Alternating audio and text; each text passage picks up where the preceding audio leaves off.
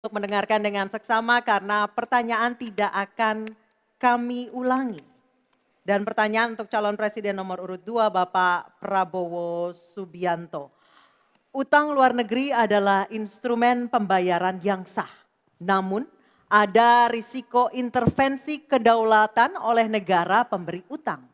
Pertanyaannya, apa kebijakan paslon untuk menghindari intervensi kedaulatan Indonesia akibat utang yang terus bertambah? Waktu menjawab 2 menit Pak Prabowo, kami persilahkan.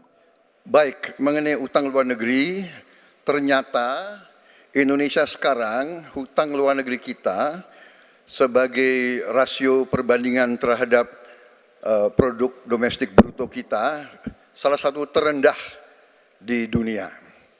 Jadi masih kita sekitar berada di sekitar 40%, sedangkan banyak negara jauh di atas kita. Kedua, kembali lagi dengan manajemen yang prudent, pengelolaan yang baik, dan dengan strategi ekonomi yang tepat, terutama dengan hilirisasi, di mana kita bisa mendapat keuntungan sebagai bangsa, ini memperkuat posisi tawar kita. Jadi saya kok tidak terlalu khawatir negara lain mau intervensi kita soal hutang. Kita sangat-sangat dihormati, kita tidak pernah default, saya keliling seluruh dunia, mereka sangat hormat dengan Indonesia, kita tidak pernah gagal hutang, dan saya sangat optimis, tapi kembali, kita harus punya kekuatan pertahanan yang kuat, supaya tidak bisa diintervensi, tidak bisa digertak, tidak bisa diintimidasi. Hanya dengan kekuatan kita akan dihormati dan kita akan amankan kekayaan kita, amankan ekonomi kita, amankan pembangunan kita menuju Indonesia makmur, Indonesia kaya. Terima kasih. Masih ada sisa waktu Pak Prabowo? Ya, mohon tenang. Saya tegaskan kembali ya, bahwa pelajaran sejarah manusia yang lemah akan selalu ditindas. Kita lihat saja apa yang terjadi di Gaza.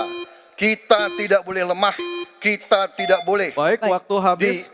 Dilindas oleh bangsa lain. Pak Prabowo, kami persilakan kepada calon presiden nomor urut 1, Bapak Anies Baswedan, untuk menanggapi jawaban dari capres nomor urut 2 dalam waktu.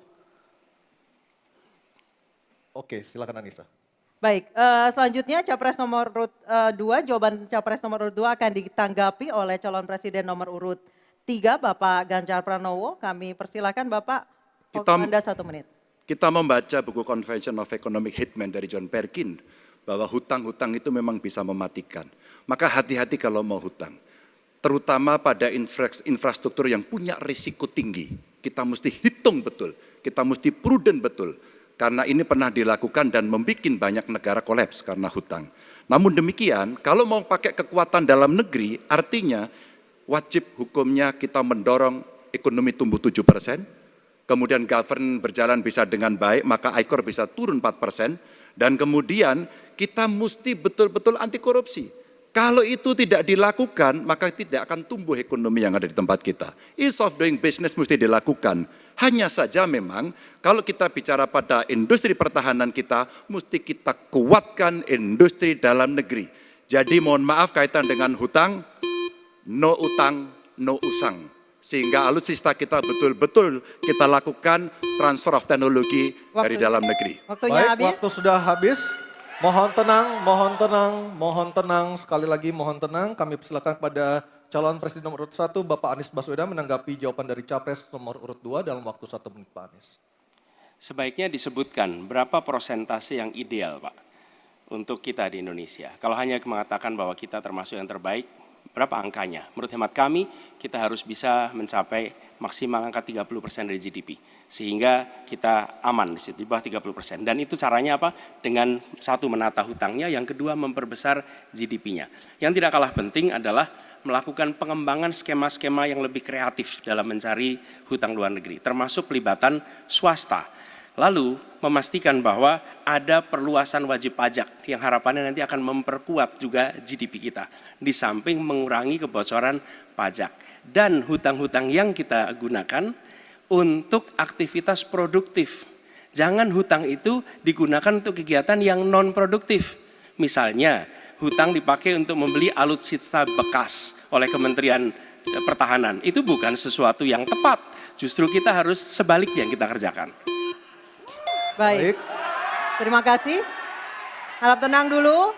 Harap tenang dulu. Kita kembali ke calon presiden nomor urut 2, Bapak Prabowo Subianto, untuk merespon tanggapan dari kedua capres. Waktu Bapak 1 menit, silakan. Saya nggak mengerti. Jangan-jangan guru kita, buku kita sama, Pak Ganjar. Kok saya banyak sependapat. Terus aja. Saya akan bilang AA. Saya bukan orang macam-macam. Tapi Pak Anies, saya kira Pak Anies perlu belajar ekonomi lagi, ya kan? Jadi kalau bilang ideal 30%, dasarnya apa? Yang di bawah kita itu Arab Saudi, Rusia, pokoknya negara-negara yang punya sumber alam yang luar biasa. Tetapi 40% ya salah satu terendah sekarang.